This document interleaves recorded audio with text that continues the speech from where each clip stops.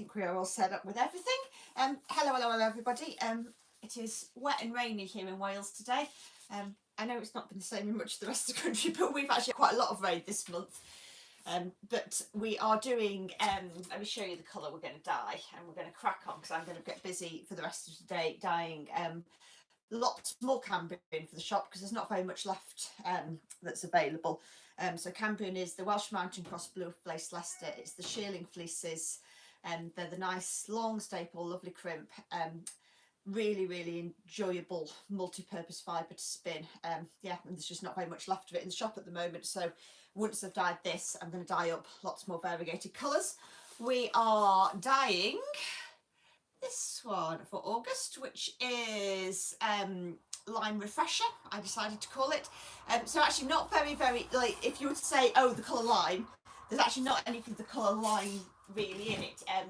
It's lots of blues and then with a little bit of contrasting greens and yellows. So it's kind of quite a subtle, cooling, calming palette going on. But some nice tonal contrasts, and that, like that yellow against that blue is going to pop really nicely. I think probably as a dyer, my biggest challenge is going to be to make sure that the blues aren't too intense a shade of blue. They need to be quite muted and quite subtle, but we will tackle that as we go along. So we're going to get cracking. As I say, I've got a full morning of dyeing going ahead with me. So we've got all of our colours here. Anybody who's watched these for a while knows that I tend to start off with the darkest colours. So we are going to start off with that very dark blue.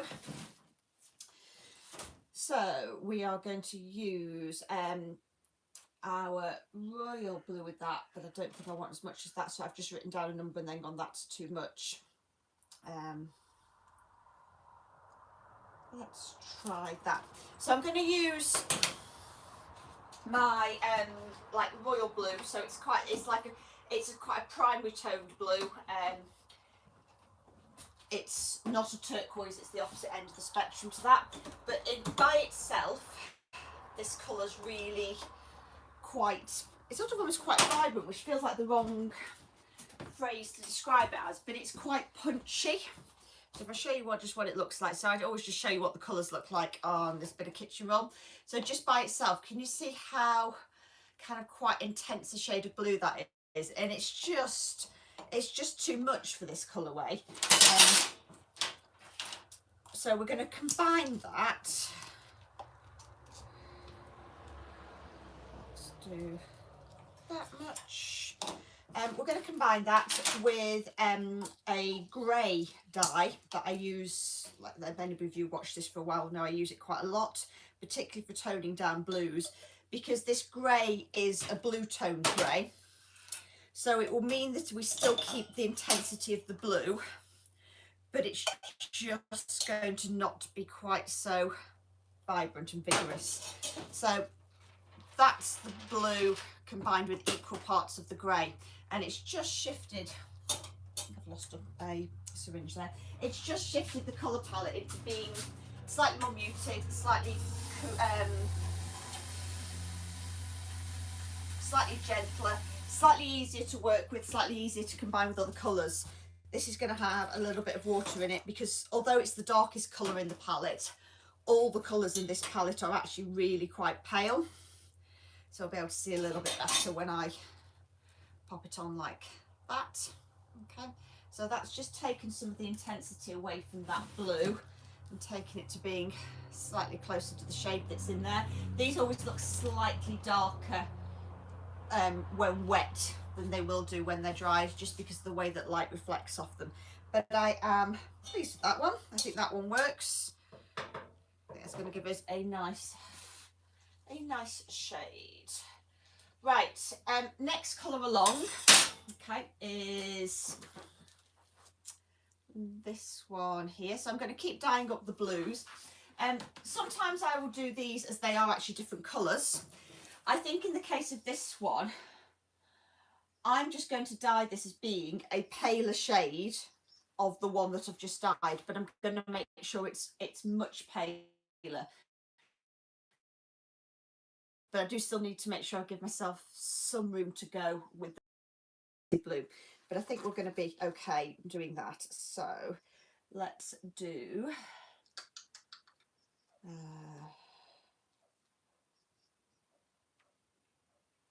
let's try those numbers. So go get the 3 of that blue, and it's too much out. I've just treated myself to some new syringes. I try to avoid buying them for as long as I possibly can, but eventually they get to the point where they get so worn they don't make a good seal anymore. And I don't use them very much anymore since I got all the optics system. I just use them for when I'm developing colourways like this and measuring out very small amounts.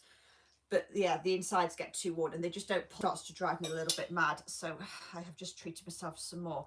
Right. This does not look paler, which just goes to show how much stronger, how strong these dyes are, how little of them you need. Or in fact, maybe on the screen it does look fractionally paler. But I've used, there's a quarter of the quantity of dye in there. So that's the darkest colour, that's the paler colour. So this one had 4 times as much dye in, and like they're not noticeably paler. But what I don't think I can do necessarily is make this any paler, I then haven't got any dye, because I've already got practically no dye in there. If I make that paler, it's not going to contrast enough with the very palest colour. So I'm wondering if I'm going to have to make the darker blue slightly darker. I've not made it dark enough, and now I've got confused about which one is which. Oh, that's an error. So I've now got 2 jugs of almost identical blue dye. That's the darker one. Yeah, I wonder if I need to make this darker blue darker. Though actually, as they are sitting there, they are contrasting a little bit more, but they're not contrasting enough for me. So I'm actually just going to increase the amount of dye in this darker one. So I'm just swirling it around the edges of the jug, because that way I can see that's the darker one. I'm going to increase the quantity of dye in the darker one to make sure it contrasts enough with the very pale toned, with the mid-tone, but it still leaves me somewhere to go with the darker one.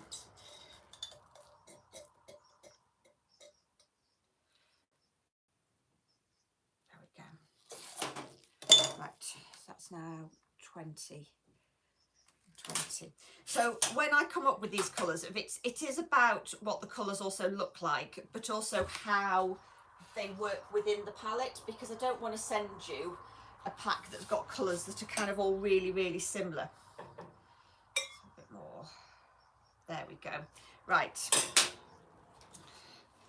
So Mark 2 of the darker blue. I've just made it slightly darker. It's possibly a little bit darker than it is in the inspiration photo, but without it, I kind of felt there wasn't enough contrast there for it to be a nice, usable colour palette for you. Because particularly if you end up using these for colour work and things, you need enough tonal value between colours that are the same. Otherwise, your motifs just don't show up. And like the same with the stripes, they all just disappear into one another. Right, so 2 blues done. Next up is going to be the very palest blue. So I'm basically just going to use as little dye as I possibly can. But really, I just need a bit more in there. I can't actually, I've got so little left in that tub, I can't pull up a tiny amount accurately. Right. And we'll dilute it down so we can get a sense of what it looks like. So let's see. There we go. So that's going to be our very, actually I've put it in the wrong line because we were shifted our line down here. Let's put that there. That's going to be our very, yeah, bits of paper falling to pieces. That's our very palest blue, this colour that is here. So that's the darkest, that's the mid-tone, that's the palest. So hopefully they're going to give us enough tonal contrast. That palest blue, in order to keep it that pale, I've not put any of the grey in with it. The fibre itself is very slightly, it's not pure white. So of course all of these, when we overlay this blue over the top of a creamy coloured fibre, they do shift ever so slightly into a slightly greener shade. So I could have started to try to mess about with making these a little bit more turquoisey, because there's sort of hints of that in the picture. But I think by the time we've put them on a creamy coloured fibre, it's probably, particularly for the paler colours, it's probably going to be about right. But yeah, so that blue has basically got the smallest quantity of dye that I can possibly put in it, and it's still going to give us, so I think it's basically got 1 millilitre of dye on it and over 100 grams of fibre. It's still going to give us blue. Right, next two colours, we have got a green and a yellow. Let me get the colour tabs. So I want you, which is the lemony yellow. There we go. Just a bit dripping everywhere.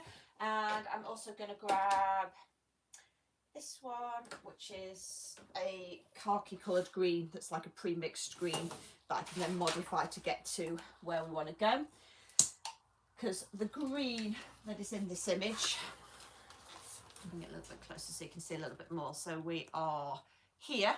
So it's actually, it's not very limey coloured at all. It's quite khaki coloured. So that's why I've kind of reached just for a straight dye that I've already got that I know is going to be roughly what we want. Let's start off with, let's do 3 of you. So like tonal values, these are fractionally paler than the mid-tone blue, but not by much. So that's the khaki green by itself. I'd like to just make it fractionally more yellow, I think. So we're going to go 3.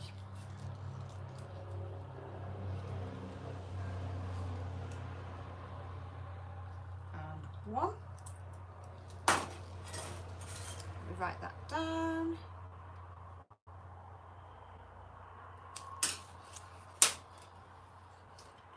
Add in some water so you can see what it looks like. Give it a really good swirl round.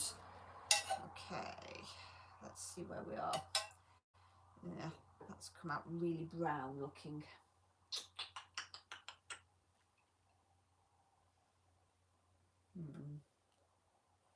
Not happy with that. You see how it's come out really, it's come out that colour. It's not really what I want.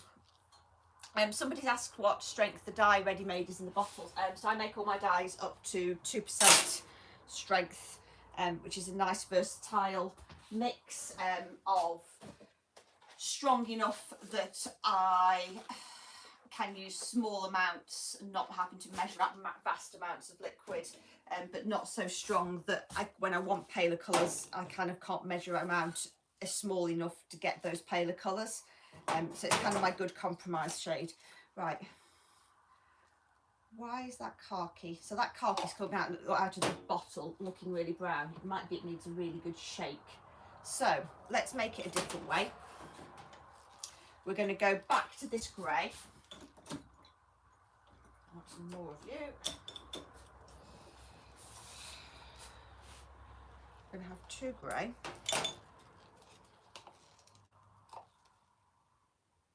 And 3 yellow.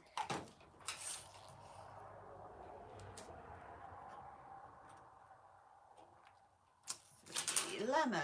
Let's have a look then. Right, that's made something that looks a little bit more like green. I need to investigate what's going on with that bottle. There we go, that's better.